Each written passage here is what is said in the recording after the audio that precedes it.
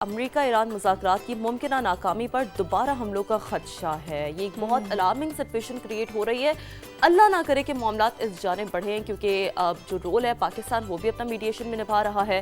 اس کے علاوہ جو مذاکرات کی میز ہے اس سے پہلے بھی سجی ہے، لیکن امریکی میڈیا کے مطابق صدر ڈونلڈ ٹرمپ نے ایران جنگ پر اہم مشاورت شروع کر دی ہے۔ امریکی صدر نے سیکیورٹی ٹیم کے ساتھ ہنگامی ملاقات کی، جس میں نائب صدر جے ڈی وینس، وزیر دفاع، CIA ڈائریکٹر اور دیگر حکام بھی اس اہم ترین ملاقات میں میٹنگ میں شریک ہوئے، اور امریکی حکام کے مطابق صدر ٹرمپ ایران پر حملے کے آپشنز پر سنجیدگی سے غور کر رہے ہیں۔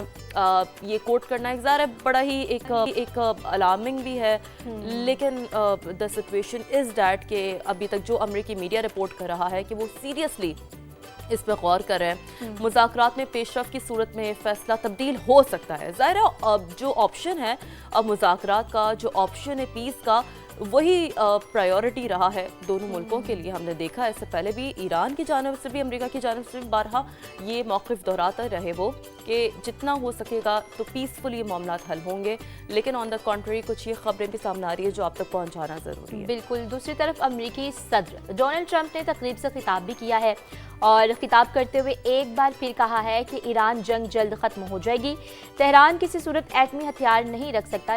مزید اس پر کیا کہا ہے آپ کو سنوا دیتے ہیں۔ What we've done in Venezuela, you see, what we've done to Iran. Iran is dying to make a deal. We'll see what happens, but we hit them hard, and we had no choice because Iran cannot have a nuclear weapon. They cannot have it. تو سما نے مسلسل پل پل جو تمام تر development ہے اس حوالے سے مسلسل اپنے ناظرین کو اپڈیٹڈ رکھا ہے، اور جیسا کہ آپ نے دیکھا بھی کہ field marshal Syed Asim Munir Tehran روانگی سے کی خبر بھی سب سے پہلے سما نے بریک کی، اور اس حوالے سے بتایا ناظرین کو جو رول ہے میڈیشن کا پاکستان کا وہ ظاہر ہے کسی سے ڈھکا چھپا نہیں ہے۔ اس سے پہلے بھی ہم نے دیکھا ایک بڑا ہی ہسٹورک میز سجائی گئی کہ آفٹر 4 ڈیکیڈز ہم نے دیکھا کہ امریکہ اور ایران ایک میز پر بیٹھے تھے جب اسلام آباد ٹاکس ہوئی تھی۔ میں اس کا حوالہ دے رہی ہوں، اینڈ جیسا کہ ہمارے پاس سینئر رینک پرسن ندیم ملک صاحب نے بھی ابھی آپ نے سنا کچھ لمحات پہلے کہ انہوں نے بھی یہ کہا کہ لیٹر آف انٹینٹ پر ہو سکتا ہے کہ سائن ہو، جو کہ اٹ سیلف پاکستان کے لیے انشاءاللہ اگر یہ ہوتا ہے تو کتنی بڑی اچیومنٹ ہے، کتنا سگنیفیکنٹ، کتنا ہسٹوریکل اور تاریخی رول ہے جو پاکستان نبھا رہا ہے، فیلڈ مارشل سید عاصم منیر صاحب نبھا رہے ہیں۔ تو پاکستان کا خطے میں قیام امن کا مشن اب تو ظاہر ہے گلوبل دنیا کے سامنے ہے، سب تعریف کر رہے ہیں۔ سپاہ سالار صفاتی محاذ پر کافی سرگرم ہے۔ فیلڈ مارشل عاصم منیر کی ثالثی کی کوششوں کے سلسلے میں تہران آمد ہوئی۔ یہ ویجولز آپ دیکھیں side by side.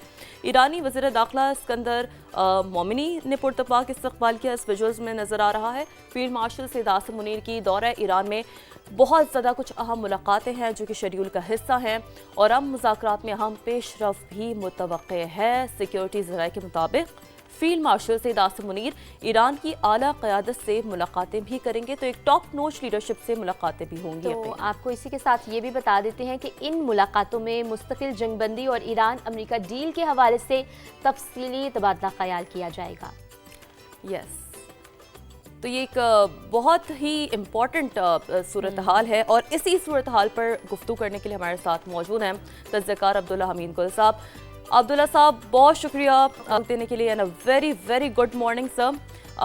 Field marshal Asim Munir کے دورہ ایران کو آپ کس حد تک ایک غیر معمولی اور اہم سمجھتے ہیں؟ کیونکہ ظاہر ہے اسے انالائز کرنے کی جب ہم بھی کوشش کر رہے ہیں تو ایک ہی ہم یہ سمجھتے ہیں کہ ایک پریزیڈنٹ اور ایک بہت ہی اہم ترین ہسٹورک یہ دورہ ہے، اور اس میں اگر کچھ سگنیفیکنٹ چیزیں سامنے آتی ہے تو جو پاکستان کا رول ہے وہ اور کھل کر سامنے آئے گا دنیا کے سامنے۔ رحیم، صبح بخیر، بہت بہت شکریہ۔ موسم کا سما آپ دیکھ لیں، میں مری میں ہوں اور اس ٹائم پہ جیکٹ پہنی ہوئی ہے، تو یہ اللہ تعالیٰ کی مہربانی ہے، یہ سما بندھا ہوا ہے سما کے ذریعے۔ اور عبداللہ صاحب اگر آج موسم خوشگوار نہیں ہوتا لاہور کا تو ہمیں تھوڑی سی آپ سے جیلسی ضرور ہوتی۔ جی دیکھیے، میں فیلڈ مارشل عاصم منیر صاحب اسی طریقے سے جس طرح سے آج پر رونق دن ہے اور خوبصورت سما ہے، میرا خیال ہے کہ اسی طریقے سے پاکستان کے لیے خیر اور برکت खुशहाली इंशाल्लाह ताला ये आने वाली है। फील्ड मार्शल साहब जो वहाँ गए हैं, ज़ाहिर है पहले 2 दिन मोहसिन नकवी साहब जो है वहाँ मौजूद थे और हफ्ते में 2 दौरे उनके हो चुके थे, जिसके अंदर अहम तरीन उनकी जो मुलाकातें थीं, जहाँ उनकी सिविल लीडरशिप से मुलाकात हुई, वहीं उनकी मिलिट्री लीडरशिप से मुलाकात हुई। क्योंकि इस टाइम पे जंग है और जंग के अंदर ज़ाहिर है कि एक उनकी जो मिलिट्री क़यादत है उसका अहम तरीन रोल है। ख़ास तौर पे ईरानियन रिवोल्यूशनरी जो रिपब्लिकन गार्ड्स हैं, उनका एक IRGC का एक बहुत बड़ा किरदार है। तो उनकी लीडरशिप से मुलाकात के बाद फील्ड मार्शल साहब वहाँ तशरीफ़ ले गए हैं और मेरे ख्याल में कि एक मामला तकरीबन तय पा चुका है। इसके अंदर ज़ाहिर है आयतुल्ला मुज्तबा ख़ामेनाई की जानिब से भी एक सख्त बयान आया, जिसके अंदर उन्होंने कहा कि हम अपना यूरेनियम किसी सूरत बाहर नहीं जाने देंगे। ये तो उनका मेरे ख्याल में फ़ैसला है।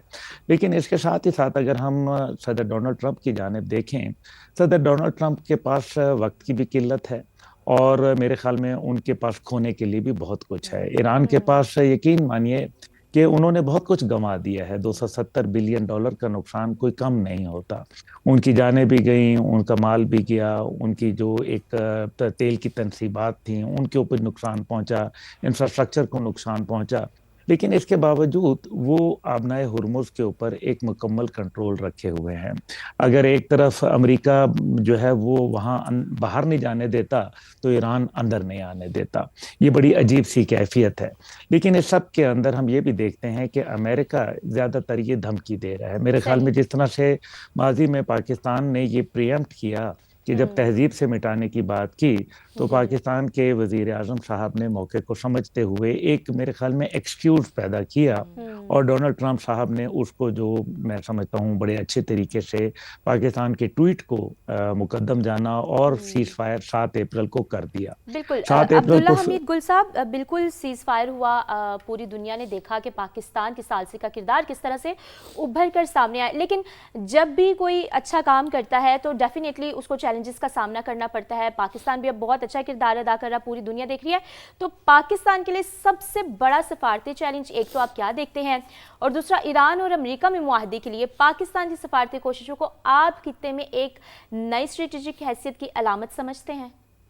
देखें, अलामत तो बन चुका। पाकिस्तान एक नया ताकत के तौर पर उभर के आया। अब दुनिया इसको मिडल पावर के तौर पर देख रही है, लेकिन मैं समझता हूँ ये मिडल पावर नहीं बल्कि आलम इस्लाम की वाहिद सुपर पावर है। और आपको और हमें ये फ़ख्र है कि पाकिस्तान वो वाहिद मुल्क है जिसका एक फ़ौजी बेस अदर दैन पाकिस्तान भी मौजूद है, यानी कि सऊदी अरब में।